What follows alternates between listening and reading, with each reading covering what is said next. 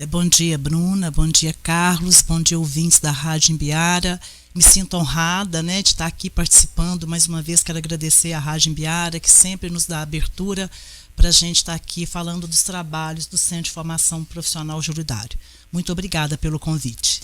Leane, eu gostaria que você falasse sobre o objetivo da campanha. Essa campanha ela tem como finalidade mobilizar, conscientizar a sociedade sobre um problema que muitas das vezes a gente não vê esse reconhecimento ou essa resposta que é a violência contra a pessoa idosa. Então, o sentido, o objetivo, quando nós apresentamos uma proposta sobre um edital, né, que veio fazendo um chamamento público, que esse edital veio do Conselho Municipal do Idoso, diante da necessidade de mostrar, conscientizar, mobilizar a sociedade para esse problema, né? Que o problema existe, como identificar, como denunciar todos os tipos de violência à pessoa idosa. Leane, falando em violência, a violência ao idoso ela pode assumir várias formas, né? Não somente a violência física, mas como a exploração financeira, a violência psicológica. Como que a gente identifica essas violências e como que essas violências se dão no âmbito familiar? Isto. A campanha, né, ela veio trazendo de forma distintas esses tipos de violência, que é a negligência, o abandono, a violência física, a violência psicológica, a violência financeira, e através de várias mídias, né, de spots em rádio e mesmo também com vídeos, né, na televisão, veio até para estar mostrando, né, até para a população saber identificar que tipos de violência.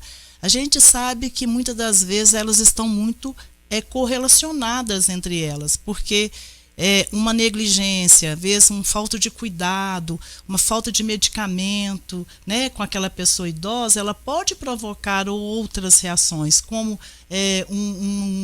por exemplo, afetar o emocional do idoso, né? Então a campanha veio justamente também para esclarecer e que a população, né, e próprias pessoas da família que tem essa pessoa idosa, que depende daquelas pessoas, da família, ela se identificar, né, e ter esse cuidado. Leane, em Araxá, você tem essa informação, se a gente tem registros aqui em Araxá de ocorrência à violência ao idoso?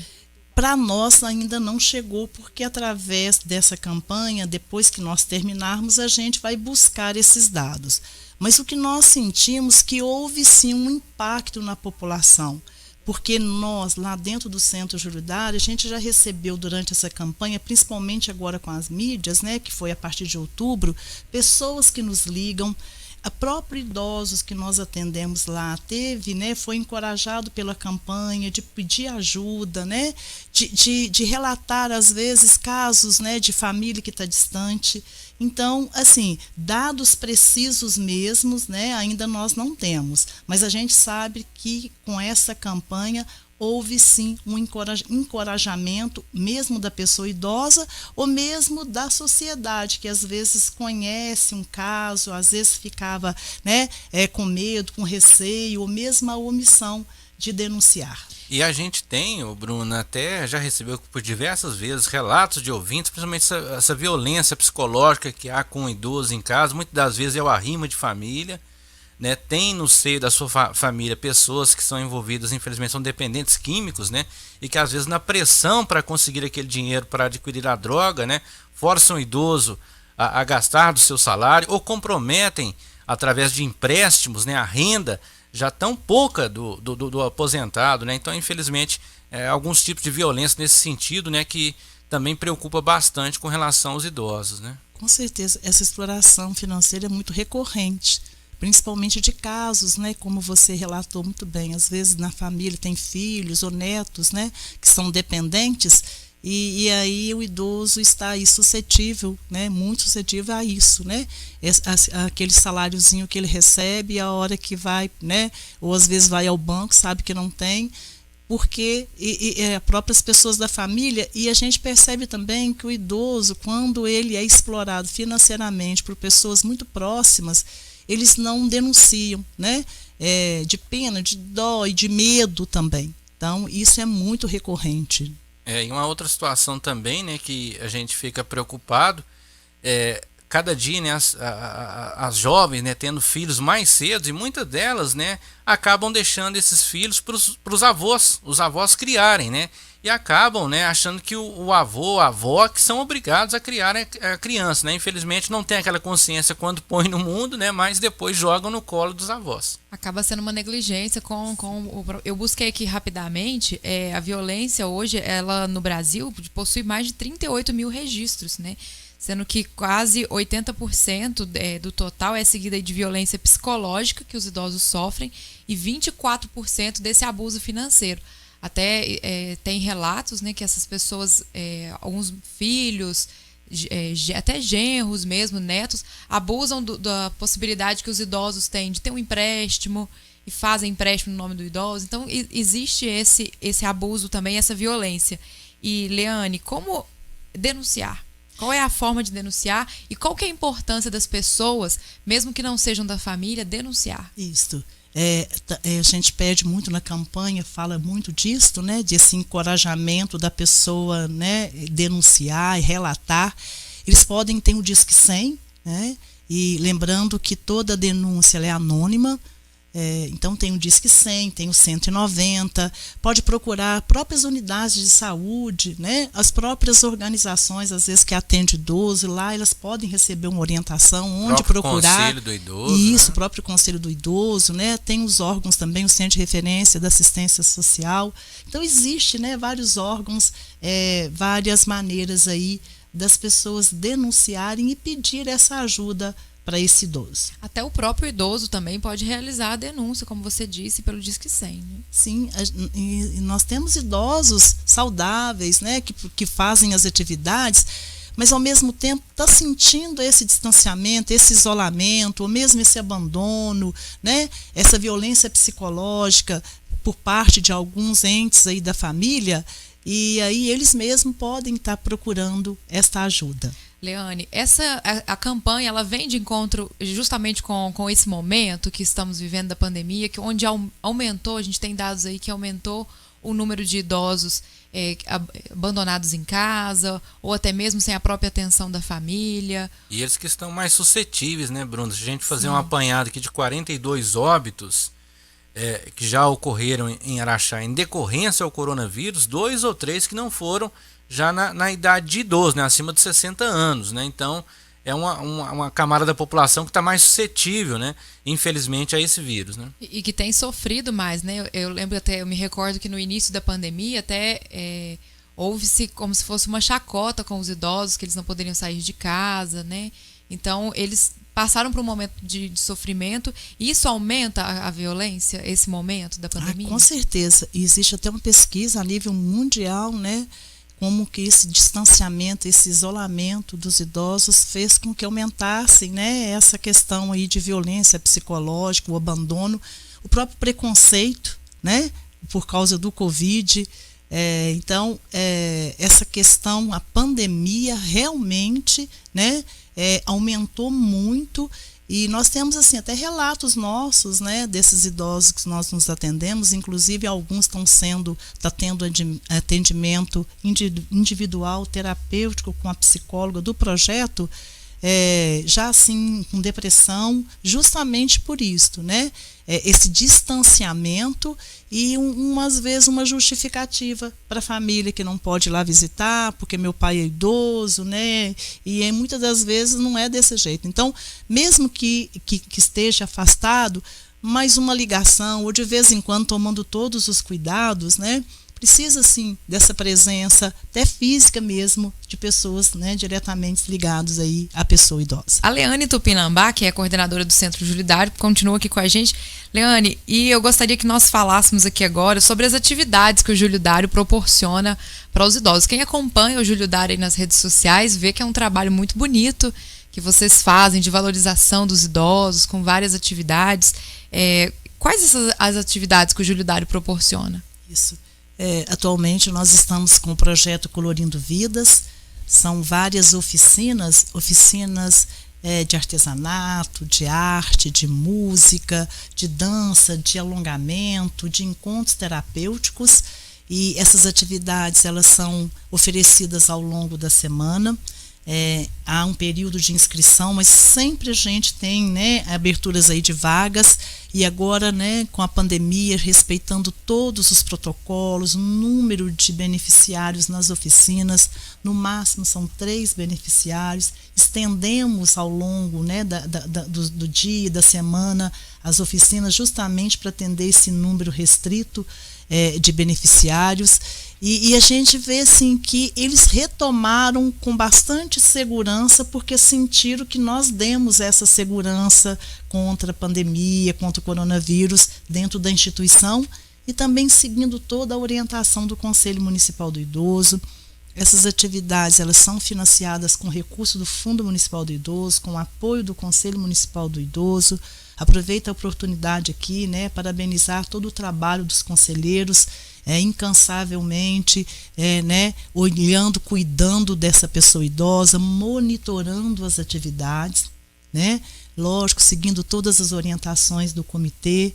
Então, nós retomamos em agosto e, graças a Deus, né, não tivemos nenhum problema e tomando todos esses cuidados. Leane, essas atividades, todas essas atividades lúdicas ao idoso, juntamente com a campanha, qual que é a melhoria da qualidade de vida que ela causa ao idoso? Nossa, é muito. A gente vê eles felizes, né? Saudáveis, felizes. Eu acho que o impacto principalmente emocional, psicológico, que eles ainda assim são capazes de aprender, né? São capazes até de ensinar. Nós temos também, eu esqueci de comentar, também nós temos a inclusão digital, eles têm a aula de informática, e a gente percebe que tem alguns idosos que já estão sendo instrutores em casa, por exemplo, do artesanato, na aula lá de crochê que eles fazem, de pintura. Eles trazem para nós, né, trabalhos que eles levaram e ensinaram para outras pessoas, para vizinhos, e isso eles se sentem, a autoestima deles, né, é muito importante.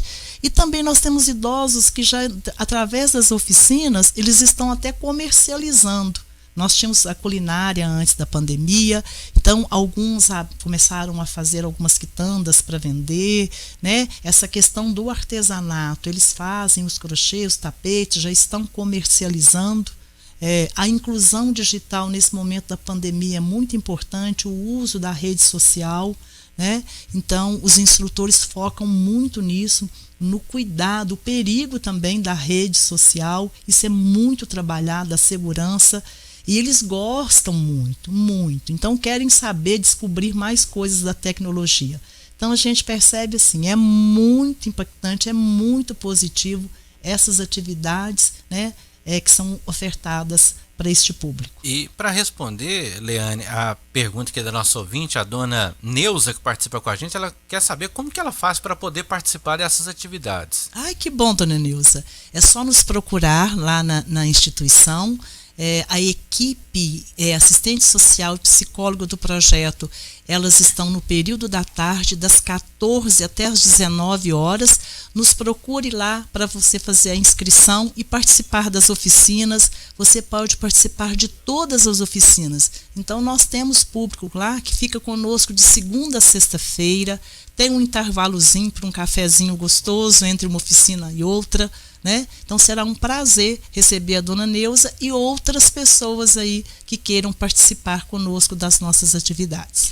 Leane, qual é a faixa etária? A partir de qual idade a pessoa já pode se inscrever e ela já pode estar inclusa nessas atividades do Julidário? Isso, é a partir de 60 anos, né? Tendo 60 anos ou mais, pode ir lá fazer a sua inscrição e participar conosco, escolher quais as atividades ou todas as atividades. Leane, eu queria te agradecer imensamente por você ter vindo falar da campanha, por ter trago aqui a informação das atividades que o Julidário oferece, e te parabenizar pela campanha. Eu falava com você aqui anteriormente, antes de a gente entrar no ar, a importância dessa campanha, o tanto que essa campanha veio forte, trabalhando aí nesse final de ano. Então, parabenizar vocês pela força da campanha e parabenizar por todas essas atividades e por essas atividades que vocês realizam com os idosos, que é tão importante. Claro que o Julidário trabalha aí tanto com as crianças, com os adolescentes, né, com a parte de reinclusão, mas esse trabalho com os idosos também, que é maravilhoso. Parabenizar você e toda a sua equipe e estender aqui para vocês um Feliz Natal e um próspero Ano Novo.